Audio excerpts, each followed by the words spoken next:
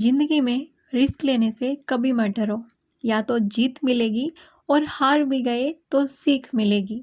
आप में से बहुत लोगों का ये मैसेज था, कमेंट था कि डर लगता है कि पढ़ाई तो स्टार्ट कर दें, लेकिन फिर ये सुनने को मिलेगा कि एग्ज़ाम पास नहीं हुआ, पढ़ती रहती हो। क्यों डरते हो आप किसी से? आपको अफ़सोस होने भी नहीं वाला। अफ़सोस तो उन लोगों को होगा जिन्होंने हार के डर से शुरुआत ही नहीं की। आपने कम से कम शुरू तो किया, तो शुरू करिए। रिस्क लीजिए लाइफ में। आपको हासिल होगी सफलता। हार मिलेगी तो भी सफलता है, क्योंकि उस दौरान जब आप मेहनत कर रहे होगे, आप बहुत कुछ खुद में बदला हुआ पाएंगे। इतना सब कुछ बदल जाएगा कि आप खुद में ही सफल इंसान बन जाएंगे। आज मेरा सारा दिन मोस्टली पढ़ाई पे जाने वाला है। आखिरी में बताऊंगी कि पूरा दिन में कितना पढ़ाई हुई। पढ़ाई के अलावा कुछ क्लीनिंग है घर की, जो हाउस हेल्पर के साथ में मिलके कल भी की थी, आज भी करनी है। कल का दिन कैसा रहा उसका व्लॉग मैं लेके नहीं आई थी। थोड़ी सी झलक मैं कल के दिन की आपको दिखा देती हूँ। कल यानी कि 5 अक्टूबर 2024 को सैटरडे था। बेटे की पीटीएम थी। पीटीएम के बाद हस्बैंड और बेटे को निकलना था घर के लिए। मैं रहूँगी यहीं पे, इसलिए मैं बेटे के साथ थोड़ा सा टाइम स्पेंड सुबह सुबह कर रही थी। सुबह का टाइम जहाँ पे पक्षियों की चहचहाट होती है और साथ में फैमिली होती है, तो मुझे बहुत अच्छा लगता है। ये वाली फीलिंग मुझे बहुत अच्छी लगती है। फैमिली के साथ सुबह का वेदर, वॉक करना बहुत अच्छा लगता है। अभी जब इन लोगों को जाना है तो मुझे लगा कि मैक्सिमम टाइम सुबह सुबह बेटे के साथ स्पेंड करती हूँ। पढ़ाई भी मैंने बहुत कम की थी। उसके बाद ब्रेकफास्ट में बना था मिलेट पुलाव। चावल का पुलाव तो आपने सुना होगा या फिर बनाते भी होंगे। मिलेट पुलाव बहुत ही स्वादिष्ट बनता है, बहुत ही हेल्दी बनता है। और बेटे को और हस्बैंड को अभी जाना था, तो ये रेडी हो गए थे। यहाँ पे मिक्स्ड इमोशंस थे मेरे। बेटा वहाँ जाके भूल जाता है चीज़ें, वो एन्जॉय करता है। और कहीं न कहीं मेरा भी ये मानना है कि एक मदर को, स्पेशली एक बेटे की माँ को, जब थोड़ा-सा बेटा बड़ा होने लगे ना, उससे थोड़ा-सा दूरी बना के देखनी चाहिए। क्योंकि एकदम जब हम बिल्कुल बाँध के रखते हैं ना, या फिर उस मोह माया में रहते हैं, तो जब उसकी शादी होती है और तो बहुत कष्ट होता है ना? मैंने ऐसा देखा है कि लेडीज़ के मन में ना ऐसा होता है कि हमारा बेटा हमारा नहीं रहा। जबकि आप स्टार्टिंग से एक हैबिट डालेंगे ना कि इंडिपेंडेंसी खुद के लिए भी ज़रूरी है, बच्चे के लिए भी ज़रूरी है। अगर उसका मन लगता है, अगर उसकी देखभाल करने वाला वहाँ पे भी है, तो मेरे हस्बैंड और मेरे इन-लॉज़, मुझे पता है, मेरे से भी कहीं बढ़ के बच्चे को रखते हैं। तो इस बात से मैं बिल्कुल संतुष्ट थी। इसलिए थोड़ा-सा इमोशंस तो रहते हैं एज़ अ मदर, लेकिन कहीं न कहीं मैंने खुद को इस बात के लिए रेडी कर लिया है कि कभी मुझे बाहर निकल के जॉब करना हुआ या फिर कभी आगे जाके, तो मन में ये फीलिंग नहीं आएँगी कि यार मतलब वो इमोशंस है ना, वो वाले एक जो प्यार रहता है ना मदर का बच्चे के लिए, वो कभी कम नहीं होता। बेटा चाहे कितना बड़ा हो जाए, चाहे बेटी कितनी बड़ी हो जाए, लेकिन जो थोड़ा-सा इमोशंस पे कंट्रोल करना है ना, वो मुझे आ गया है। जबकि मैंने सोचा नहीं था कभी ऐसा, थोड़ा-सा मुश्किल हुआ, लेकिन अब नहीं है। हाँ, मिक्स्ड इमोशंस रहेंगे हमेशा जब तक वो थोड़े दिन बाहर रहेगा, लेकिन कंट्रोल रहेगा इमोशंस पे।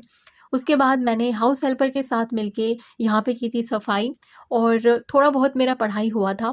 किसी ने ना एक कमेंट किया था कि दिवाली की सफाई करनी है, पढ़ाई करनी है, कैसे मैनेज करें? यार मैं बोलती हूँ सबसे पहले अपने टारगेट पूरे करो। जो काम रिक्वायर्ड है घर के करने हैं, खाना बनाना है, जो रिक्वायर्ड काम है उनको करके अपने पढ़ाई के टारगेट कंप्लीट करो।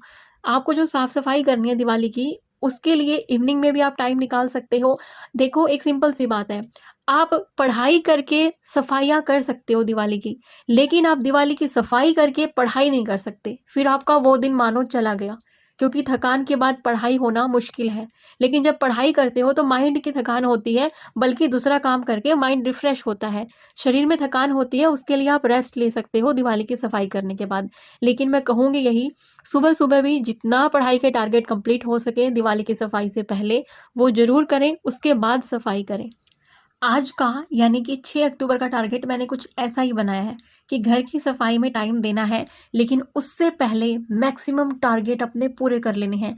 जब पढ़ाई से माइंड एकदम थक जाएगा इवनिंग तक, तब मैं करूँगी सफाई। हाँ, मैंने सुबह-सुबह किचन में वो सामान ज़रूर मैंने रखा था, जो कल बर्तन ऊपर वाली स्लैब के साफ़ किए थे, फिर धुले थे, उसके बाद सुबह वो सूख गए थे, तो उनको मैंने ज़रूर सुबह रखा था। तो किचन में मैंने टाइम दिया था और थोड़ा-सा मैंने एक्सरसाइज़ किया था, उसका मैंने क्लिप नहीं लिया। बाहर बैठ के किया था हल्का-फुल्का हवा में, और मैं उस टाइम पे फ़ोन से क्लिप लेना भूल गई। और उसके बाद मैंने जस्ट पढ़ाई स्टार्ट कर दी थी, और मैं अभी इवनिंग तक मेरा टारगेट है कि बहुत छोटे-छोटे ब्रेक्स लूँगी, जितना मेरे से हो पाएगा उतना मेरे को पढ़ाई करनी है, क्योंकि कल मेरी पढ़ाई ना बहुत कम हुई थी। अच्छा, मैं आपको ना एक बहुत सिंपल सा तरीका बताती हूँ कि पढ़ाई हमें बर्डन लेके क्यों नहीं करनी है और सिंपल से तरीके से कैसे करनी है। आपको 4 घंटे 5 दिन पढ़ाई करनी है, कैसे भी हो करनी है। मैं बताऊँगी, 2 तरह के दिन होते हैं। एक दिन ऐसा आता है कि हमारा मन करता है कि यार बस हम पढ़ाई करते रहें। हमारे पास टाइम नहीं होता, फिर भी हम टाइम निकालने की कोशिश करते हैं। हमारा सीरियसली मन करता है कि हम पढ़ाई करें। एक हमारा दिन ऐसा भी आता है जब हमारा पास टाइम भी होता है, लेकिन हमारा मन नहीं करता पढ़ाई करने का। उस दिन हम पढ़ाई से दूर भागने की कोशिश करते हैं, अपनी बुक से दूर भागने की कोशिश करते हैं। इन दोनों दिनों को कैसे टैकल करना है, और लगातार आपको ये काम करना है। 5 दिन 4 घंटे ज़रूर अपनी पढ़ाई को देने हैं। चाहे वो 3-4 घंटे लगातार दें, चाहे 25-25 मिनट करके दें, चाहे 1-1 घंटा करके दें।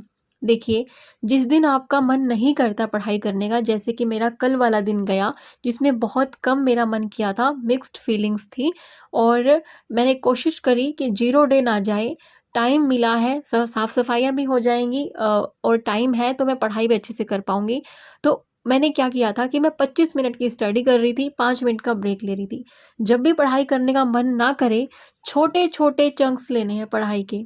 आप 15 मिनट का ले सकते हैं, मैं 25 मिनट का लेती हूँ। 25 मिनट की पढ़ाई, फिर ब्रेक, फिर पढ़ाई, फिर ब्रेक। ऐसा कर के मैक्सिमम आप अपना आउटपुट निकाल पाएँगे। जिस दिन आपकी पढ़ाई करने का मन करता है, उस दिन आपको ये देखना ही नहीं टाइम की तरफ कि कितना घंटा बजा है, कितने घंटे पढ़ना है। सिर्फ़ पढ़ने बैठ जाओ अपने टारगेट लेके। जब माइंड बिल्कुल थक जाए, कमर आपके दुखने लग जाए, आँखें दुखने लग जाएँ, तब जाके उठो, नहीं तो मत उठो। जैसे कि मेरा आज का दिन जाने वाला है। सारे दिन सिमिलर नहीं होते, अप्स एंड डाउन्स आता रहता है, लेकिन पढ़ाई तो करनी है, चाहे मन करे, चाहे नहीं करे। और जब मन ना करे, उसका सिर्फ़ एक ही तरीका है कि थोड़ा-सा खुद को पुश करो, थोड़ी देर पढ़ाई, फिर तुरंत ब्रेक ले लो। लंबा आप स्लॉट नहीं दे पाएँगे पढ़ाई का, इसलिए लगातार 1 घंटे पढ़ने के बारे में, 2 घंटे के पढ़ने के बारे में उस दिन सोचना भी मत। बस अपने दिमाग से बोलना, 25 मिनट पढ़ाई कर ले, 5 मिनट का फिर तेरे को ब्रेक मिल जाएगा। ये दिमाग हमारी बातें सुनता है, हमारी बातें मानता है। हमें मन पे कंट्रोल करना भी आ जाएगा इन चीज़ों से। थोड़ा-सा दिमाग को बहलाना पड़ता है, मन को बहलाना पड़ता है।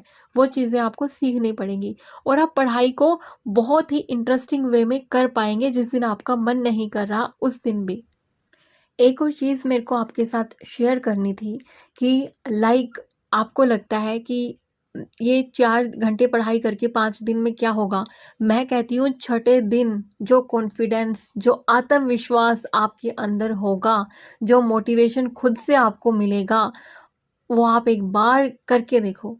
5 दिन 4 घंटे लगातार, लगातार 5 दिन।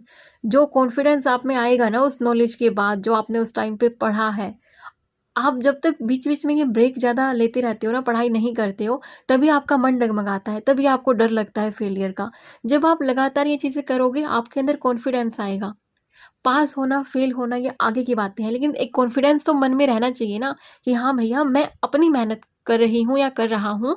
सफल होना ना होना ये आगे की बात है। जो मैं अभी आज के टाइम पे कर सकता हूँ मेहनत, वो मैंने की है। और जब वो चीज़ें आपको दिमाग में रहेंगी, और एक और चीज़ ना कि पढ़ा हुआ याद नहीं रहता कि क्या करें हम, उसके लिए दिमाग आपका वहाँ पे होना चाहिए। तो मैंने ये चीज़ पहले भी शेयर की थी कि बुक खुली है, सामने आप बैठे हो, ऐसा नहीं है कि घंटे काउंट कर रहे हो। नहीं, घंटे काउंट मत करो।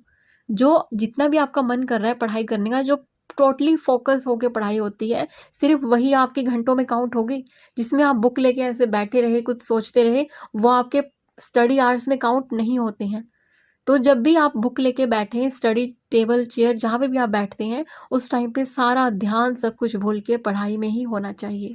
दिन में मैंने अपने मैक्सिमम टारगेट कंप्लीट किए थे। उसके बाद इवनिंग होने पे थोड़ा-सा हमने सफाई की थी। उस रूम में ओपन अलमाइरा है, तो वहाँ पे जो डस्ट है बहुत फ्रीक्वेंटली आता है, तो उसको बहुत अच्छे से थोरोली हर सामान को साफ़ करना होता है। उसके बाद मैंने नहा धो के यहाँ पे अपने लिए बनाया था जूस, और मैंने फिर पिया था जूस। और उसके बाद फिर से थोड़ा-सा पढ़ाई करके फिर थोड़ा-सा जो किचन का काम था वो मैंने किया था। लुक, एक बारी अगर आपका मेन जो टारगेट पूरा हो जाता है ना, उसके बाद इवनिंग में आप कोई भी काम कर रहे होते हो, आपको रिग्रेट नहीं होता उस चीज़ का। आप वो काम भी बड़ी शिद्दत के साथ करते हो, क्योंकि आपकी पढ़ाई अच्छे से हो गई है। अगर आपने दिन का कोई पोर्शन जो है पूरे घर के कामों में ही लगा दिया, पढ़ाई के लिए बिल्कुल टाइम नहीं बचा, तो शाम होने तक आपको लगेगा कि अरे यार, मेरा पूरा दिन चला गया, मैंने कोई पढ़ाई नहीं की। तो वो पूरा दिन इस तरीके से निकल जाएगा। इसलिए मैं आपको बार-बार एम्फसाइज़ कर रही हूँ कि जो घर के रिक्वायर्ड काम है ना, वो करिए दिन में, फिर मैक्सिमम अपने पढ़ाई के टारगेट पूरे करिए। और जब आप पढ़ाई से थक जाते हैं शाम को, तो जब आप अपनी दिवाली की सफाई या कोई और घर का काम जो इतना रिक्वायर्ड अभी नहीं था, उस मोमेंट पे नहीं था, लेकिन दिन भर में कभी भी टाइम मिला, वो काम तब हो गया तो काम चल गया। उस हिसाब से आप मैनेज कर पाएँगे। I know in dinner Maggi is not a healthy option, लेकिन हेल्दी बनाने के लिए थोड़ा-सा वेजिटेबल मैंने डाल लिया था। बट मेरा ना कोई भी खाना खाने का तो नॉर्मल मूड था नहीं, तो इसलिए मेरे को था कि मैगी मैं खा लूँगी, तो कभी-कभी चलता है। वैसे मैंने दिन में जो अपने ब्रेक्स लिए थे, उसमें मैंने हेल्दी खाना भी खा लिया था, लेकिन कभी-कभी चलता है ना, तो इसलिए सही है। अच्छा, मुझे ना कुछ दिखाना था आपको दिन में, जिससे मैं थोड़ा-सा रिफ्रेश आज मैंने फ़ील किया।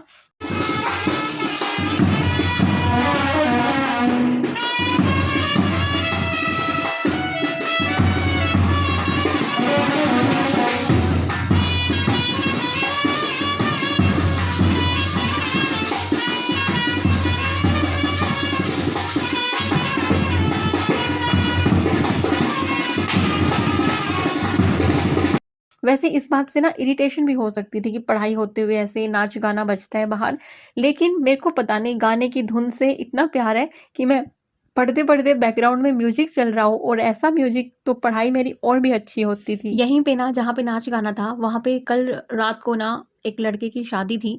पहले तो जब आंटी मुझे इनवाइट करने आई थी, मुझे पता ही नहीं था कि उनके बेटे की शादी है कि बेटी की शादी है, और मैंने पूछा भी नहीं। और यहाँ पे ना कार्ड वगैरह आपस में ना कम ही देते हैं, आपको बुलाने आ जाते हैं घर पे। तो मेरे को 2-3 दिन पहले उन्होंने शादी से पहले इनवाइट कर लिया था, उनका हल्दी था और ये सब फंक्शन थे।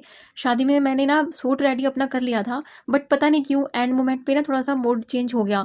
8:30 होने पे सब जा रहे थे खाना खाने, और मैंने अपना खाना पहले ही खा लिया था, और मेरा मूड ही नहीं था कि मैं खाना खाऊँ। अगर लड़की की शादी होती तो मेरे को लगता है कि चलो भई कन्यादान वगैरह डालना है तो चले जाते हैं, बट लड़के की शादी में मैंने ना बस अवॉइड ही कर दिया। दिन में एक और चीज़ हुई थी मेरे साथ कि मैं कॉफ़ी बनाने के लिए मैंने दूध को बॉयल किया, और मैंने देखा कि कॉफ़ी पाउडर था ही नहीं। तो फिर मैं स्कूटी से गई थी और दूध लेके आई थी। मतलब ये छोटे-छोटे ब्रेक्स थे मेरा पूरा आज के दिन के जो मैंने किए थे। आप लोगों ने पूछा था ना कि कॉफ़ी कैसे बनाते हैं? सिंपली दूध को बॉयल करना है। बॉयल करने के बाद उसमें कॉफ़ी पाउडर और देसी खांड मैं डालती हूँ, आप लोग शुगर भी डाल सकते हैं, और जस्ट उसको ब्लेंड कर देना है। इसके अलावा कुछ भी नहीं करना, और आपकी कॉफ़ी बहुत बढ़िया-सी मस्त तैयार हो जाती है। अच्छा, इवनिंग का एक और छोटा-सा मैंने वीडियो शूट किया था।